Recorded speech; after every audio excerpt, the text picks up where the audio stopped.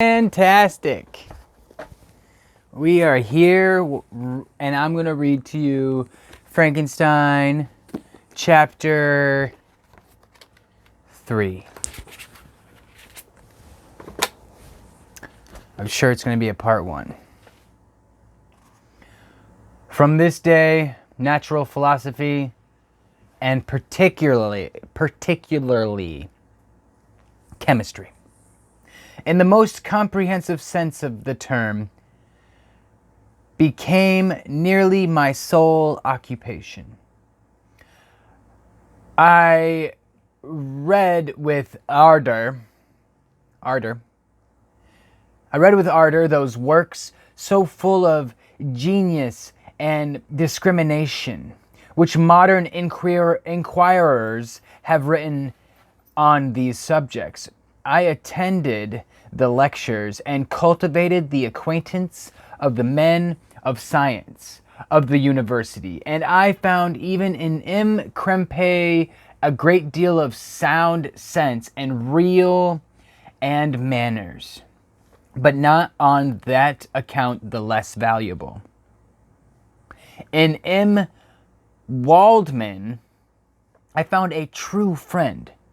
His gentleness was never tinged by dogmatism,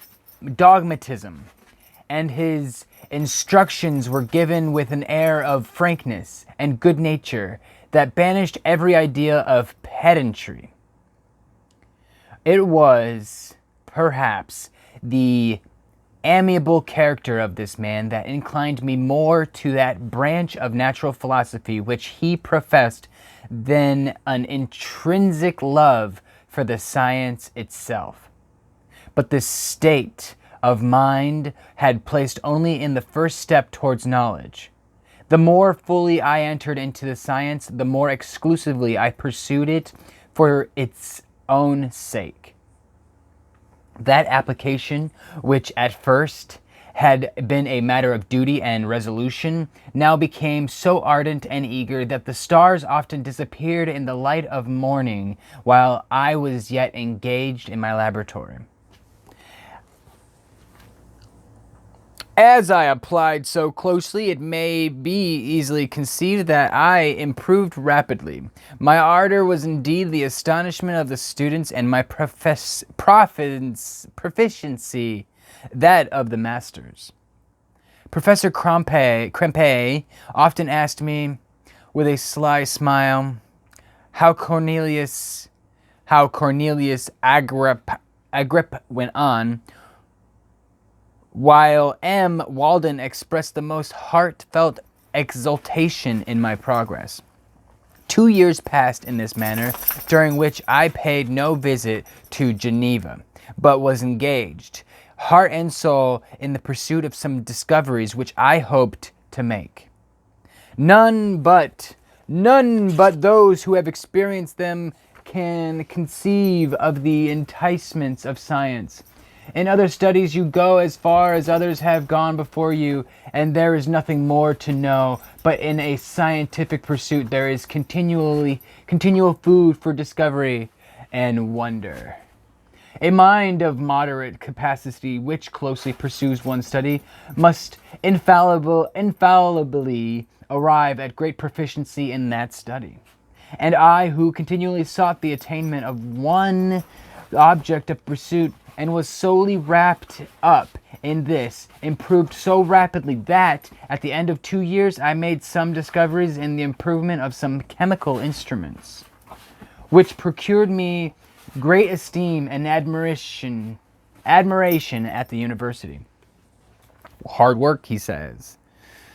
When I arrived at this point, and had become as well acquainted with the theory and practice of natural philosophy as depended on the lessons of any of the professors at Ingolstadt, my residence there being no longer conducive to my improvement, I thought of returning to my friends and my native town, when an incident happened that protracted my stay. Protracted. It protracted One.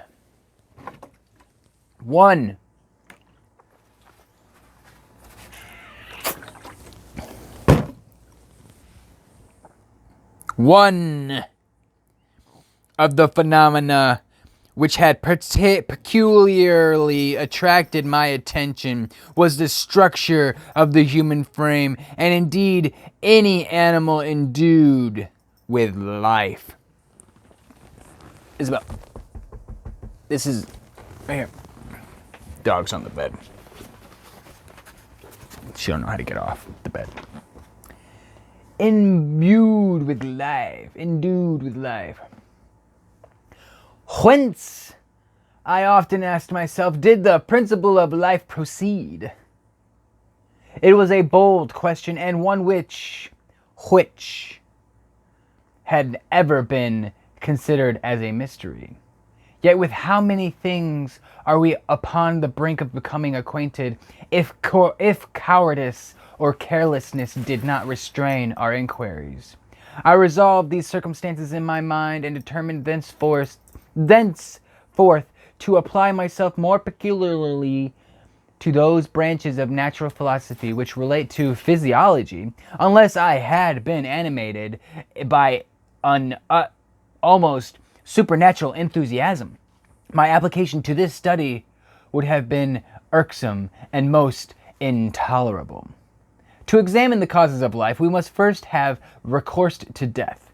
I became acquainted with the science of anatomy, but this was not sufficient. I must also observe the natural decay and corruption of the human body. In my education, my father had taken the greatest precaution that my mind should be impressed with no supernatural horrors. I do not ever remember to have trembled at a tale of superstition or to have feared the apparition of a spirit. Darkness had no effect upon my fantasy, and a churchyard was to me merely the receptacle of bodies deprived of life, which, from being the seat of beauty and strength, had become food for the worms. Now I was led to examine the cause and progress of this decay, and forced to spend days and nights in vaults of charnel houses. My attention was fixed upon every object the most unsupportable to the delicacy of the human feelings. Delicacy of the human feelings. I saw how the fine form of man was degraded and wasted. I beheld the corruption of death succeed to the blooming cheek of life.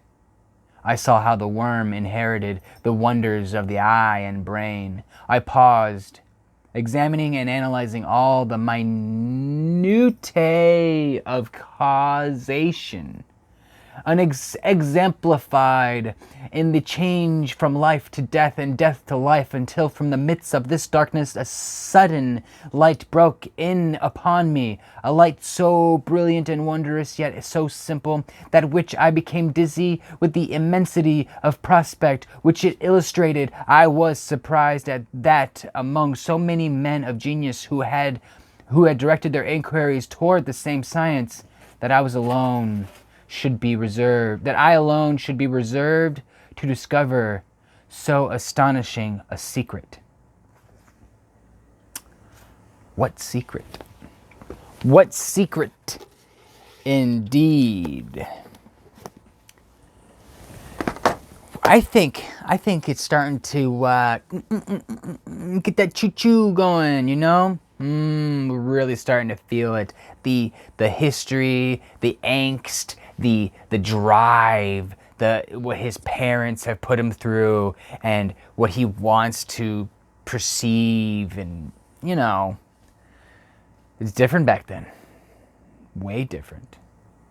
Anyway, let's get on to whatever part you want to go to. Your choice.